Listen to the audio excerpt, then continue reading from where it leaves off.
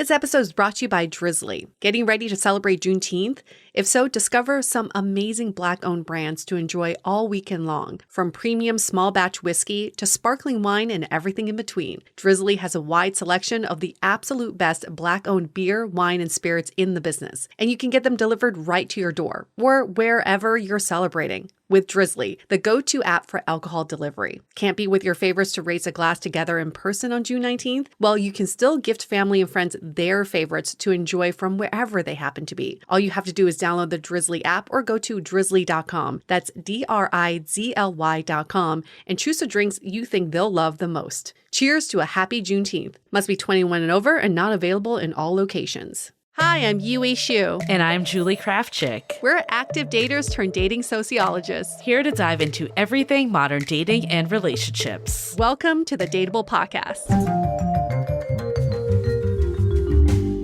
Do you have a burning dating question? Always. There are many ways to finish that phrase, and aren't you so glad we said burning dating question? When you were saying burning, I'm like, where is she going with this? Burning sensation when you think about dating. But you do, right? Everyone has a burning dating question, and we have burning dating answers for you here on Brunch Talk, brought to you by Dateable Podcast. We answer your burning dating questions, and we answer in the order of how you submit them. Yes. We'll do this reminder at the beginning of this episode. If you submit your question in the form of a review on Apple Podcasts, we'll push you up to the front of the queue like we're going to do for today's question.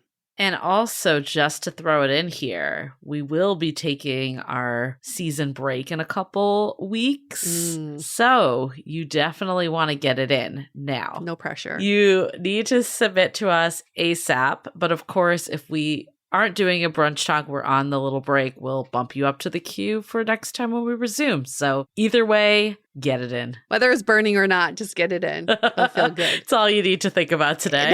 Enough of that. Here's the burning dating question that we've pushed up to the front of the queue. Can a long-term relationship work if you don't eventually cohabitate? Yes, and this was a great one that we got in an Apple Podcast review. So thank you, a Dateable listener. Great username. I love that you probably made this username just to ask this question. I swear this is not coming from Yue and I. This is definitely a listener, a Dateable listener. Love, love, love. 5 stars. We also love that. So more details is I'm in a great, healthy relationship with my partner. I love them and can see myself being with them for a long time, but I don't feel the need/want to move in with them, at least for now. They feel the same way too. We're both people that need more personal space, so right now this feels right. I also live with my kid 50% of the time, co-parenting, so I really treasure my alone time. But I can't help but wonder if there's something we're avoiding. Is this something that's sustainable to build a relationship for the long haul? I'm really obsessed with this question because it's flipping your traditional dating timeline on its head. And it's making us question, is it necessary to move in with your partner? For so long, that's just the next step you take. You get in a relationship, you move in together. That's like what solidifies your relationship. But I like this question because I think, again, it goes back to what works for you and your partner. I completely treasure my alone time too. I also very much treasure my own space. I love having my own space. So I can also see a scenario where 2 people live in separate spaces and you just kind of take turns on where you spend your time together. So ultimately, I think it's really up to you and your partner of what works for you, and just forget about what's worked for other people. If it works for you, it's sustainable. If it doesn't work for you, it's not sustainable. I think the real key here is that you're both on the same page. Yeah. When one person wants something and the other doesn't, that's when you need to look at the situation and address what's right for you. So if you're at this place that you're feeling like moving in is not the right step, just keep going with it, knowing that that might change, and that's okay too. As long as you're progressing in other ways and building together, you don't need to be concerned. It's not the only way to move forward. That being said, I think ultimately ultimately you have to do what's right for you. I know for me, I needed to do that. Like that was a step I needed to take, was to build my life with someone by living with them. It was very important to me. I don't think it's the only way, but I knew for me it was a need that I had. And that's a need that you will have to express to your partner. And I also get that people will view this differently based on their stage in dating. Yes. I think you have a kid, you have a 50% time with your kid. I understand how you view your space is a little different than someone without a kid. I also used to think living with your partner was the only way to build a relationship. I now don't necessarily believe that, especially as we get into relationships later in life where you may have separate assets, you've already created a life outside of this person. You can still merge a life without merging physical spaces. There is a way to do it. We've done an episode with a co-parenting family where they bought 2 condos that were next door to each other and they built a door in between so the kids can go back and forth, but they both had 2 separate spaces. I can also see a family living like that too, right? You have your space, their space, and kind of like a communal space. My fantasy, Julie, though, is to have a compound where all my friends live and everybody's there with their partners, whatnot. And then you just have a big communal space for That'd be amazing. Shared meals and entertainment. And then you go back to your own rooms for sleeping. That's it. I mean, I think at the end of the day, we're big proponents of you create the love life that works for you. You design it. It's all up to you to figure out what that is. There is no one right way to have a relationship. In fact, what does relationship even mean? That's for you to define and figure out. For some people, it is interconnectedness, that you're doing every bit of your life together, and that's what they want out of a relationship. I think I fall into that camp more. Some people are more independent. I'll bring back one of our guests, Kim Nickel, that we had about committed, not attached. They were 5 years into their relationship, didn't live together, and were very independent. It worked for them. So ultimately, it's what works for you and your partner. Yep. It only becomes a problem when you're not on the same page, or how do you get on the same page by figuring out the steps it takes to compromise and to make those decisions together. And this calls for a conversation of envisioning what your relationship looks like with your partner.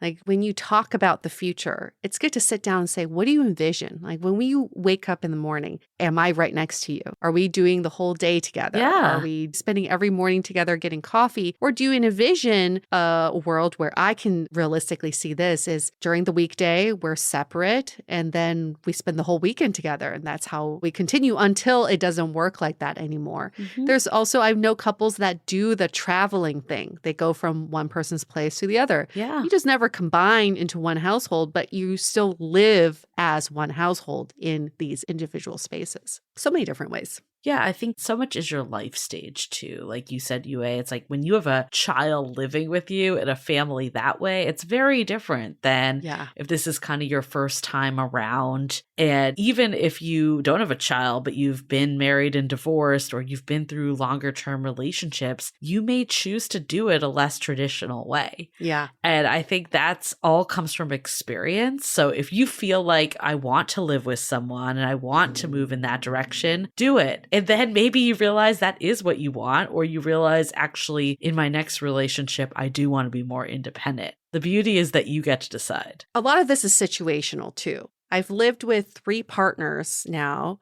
and the first 2 where everyone was renting. So someone's lease is always up.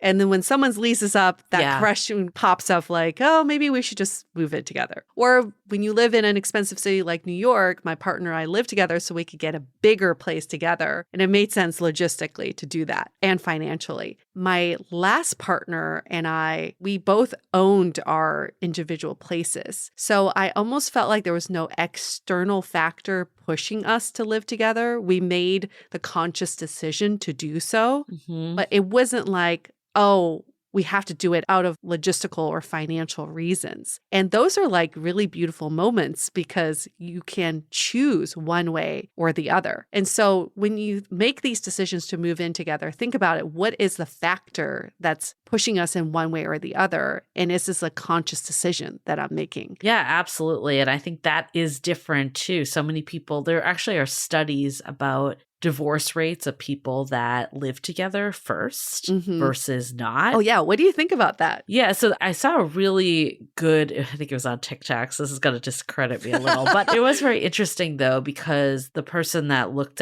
into this study showed that the people that just fell into living together, kind of like what you were just saying, our lease is up, should we save money? That's when the divorce rate was higher. But the people that consciously made the call to be like, okay, we're ready to progress our relationship, moving in is the next step, those people actually fared better. So just lumping everyone into moving in together doesn't always tell the whole picture. So I think that's really important to think about too, is if you're not feeling ready right now and you're both on the same page, just go with it. Yeah. And be open to the change. I don't think it discredits the longevity of your relationship. And if you make the decision to either live together or not live together, I think the bigger thing is that you're making a conscious decision. Yes. That's the most important part. And are you making this decision for yourself, or are you making this decision because it feels like everybody else does it? It feels like this should be something we do. Well, what everybody else does may not work for you, and that is okay. We have to come to terms with that. I would love to know from you, Julie, because my mom is very traditional when it comes to this kind of stuff. She's very open-minded in some other facets of relationships, but she's like, don't move in together. Why give away the goods before a commitment is made? She's always been very strong in that stance. I'm curious to hear what your thoughts are. Yeah, I mean, I think that's more of a traditional point of view. I think in today's world, that doesn't always hold up as much. And I think the adjustment to marriage sometimes isn't as big as it once was, because you've basically been doing this life together already. Personally, I felt very strongly about wanting to live with my partner first, because I do think it's a way to take your relationship to the next level. It's not the only way to take your relationship to the next level, but it is being more of a unit, figuring out finances, doing this stuff that brings you together. I want to see how that all goes. And it's not that I'm seeing as like a test to my partner, but I do think for both people, it's like a lot easier to end something in that case than when you're married. Ideally, it's just like, this is the one step that we take before getting married. It's not like something goes wrong. Ideally, just everything goes the way it is. And I think if you've built up your relationship enough, then that's going to be an easier transition too. For me, like, I feel like doing this before signing paperwork and legalities just makes it one step easier. Yeah. How do you feel about it? I do think you need to take it for a test drive first. Yeah.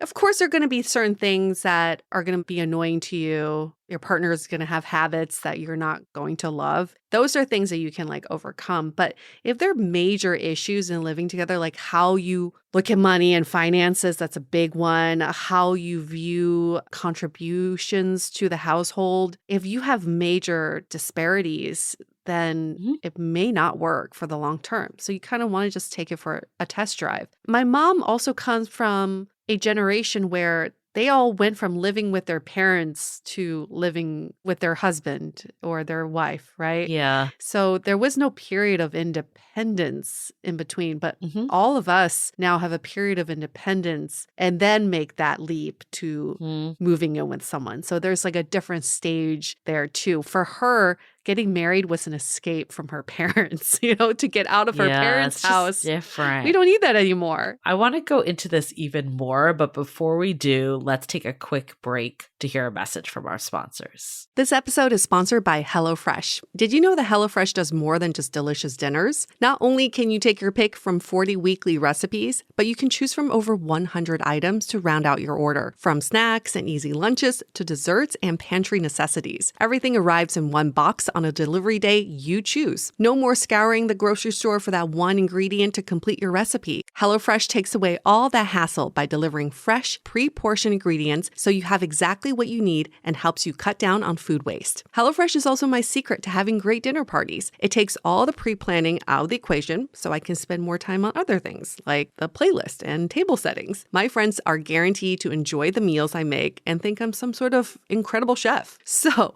want 16 free meals? Go to HelloFresh.com/Dateable16 and use the code Dateable16 for 16 free meals plus free shipping. Again, go to HelloFresh.com/Dateable16 and use the code Dateable16 for 16 free meals plus free shipping. HelloFresh, America's #1 meal kit. We are so excited to share with you our new podcast, Exit Interview. Dates don't usually end with a satisfaction survey, and yet we rate everything in our lives, from Uber drivers to local coffee shops. So why don't we do the same thing when dating? We're here to conduct the ultimate romance review, featuring daters hungry for love who have agreed to call up old flames to gather honest feedback. Welcome to Exit Interview. He upgraded himself to business class while I was in economy. Wait, what? There's feedback that will make you cringe. She could be a little bit hard-headed, like not reading the writing on the wall.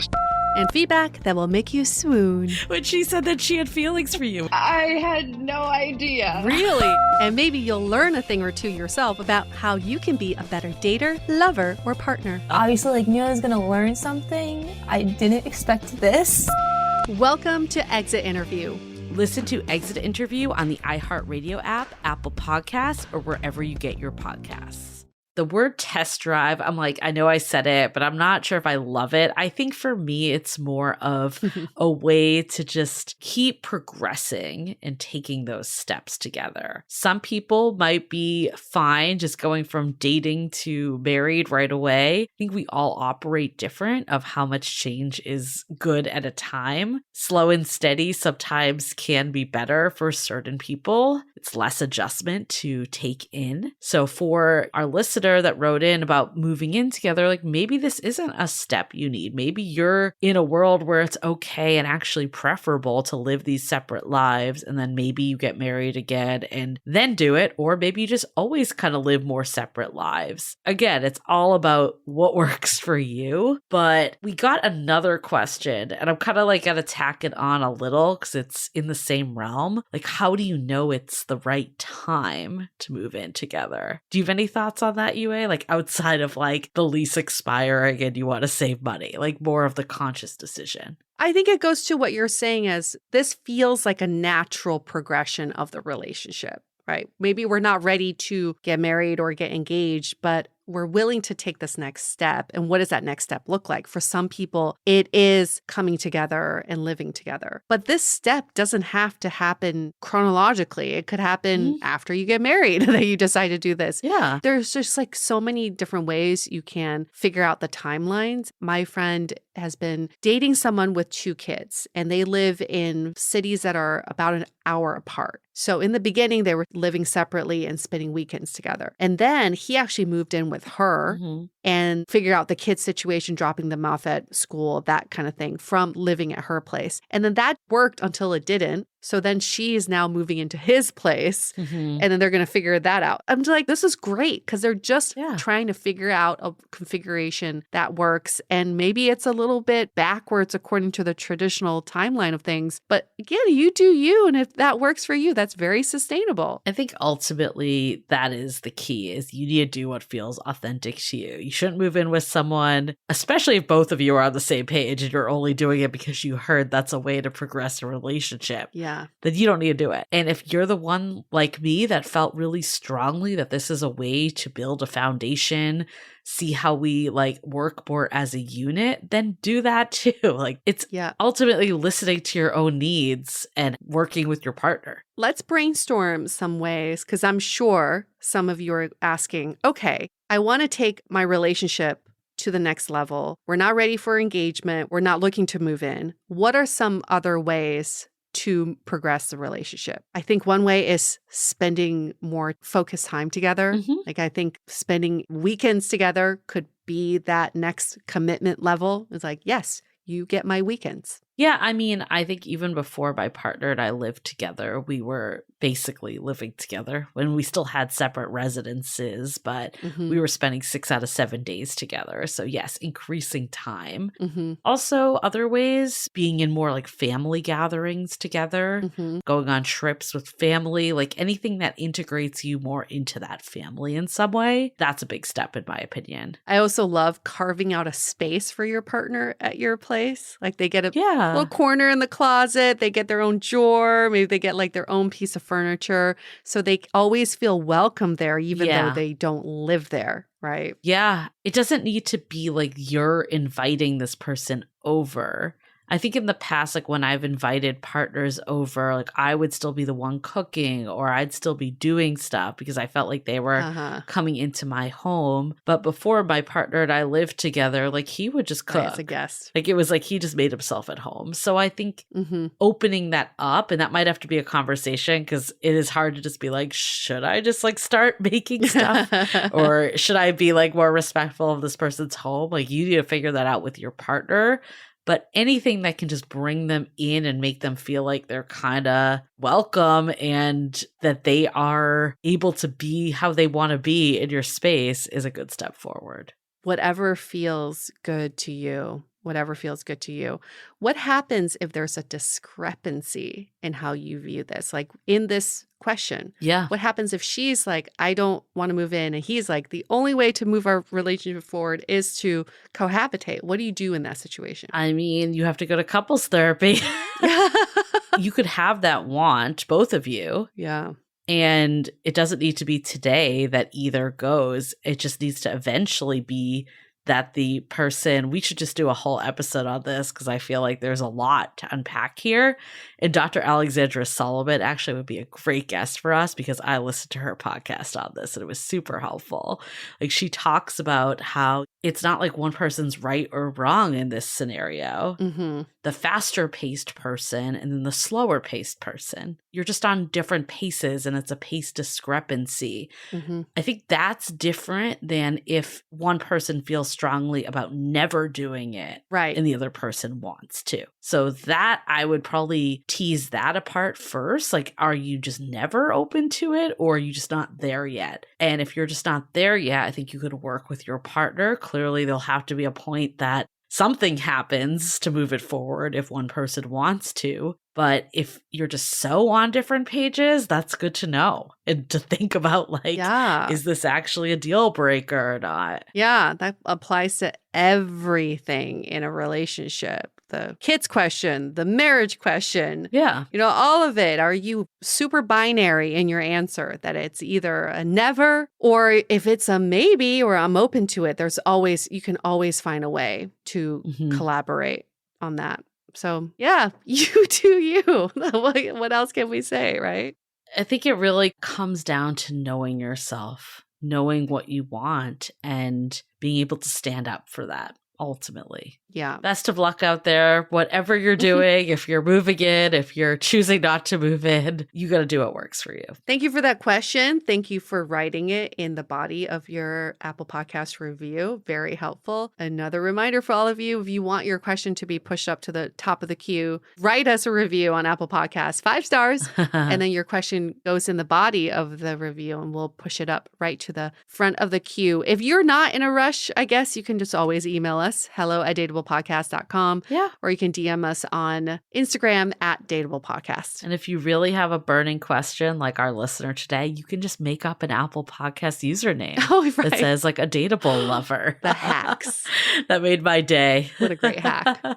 Well, we'll see you next week for another brunch talk. Bye. The Dateable Podcast is part of the Frolic Media Network. Find more podcasts you'll love at frolic.media/podcasts. You can follow us on Instagram @dateablepodcast and visit dateablepodcast.com for access to all the episodes and our premium programs. Also, make sure to subscribe today if you haven't already on Apple Podcasts, Spotify, or your favorite podcast platform so you are the first to get all the latest episodes. And most importantly, stay dateable.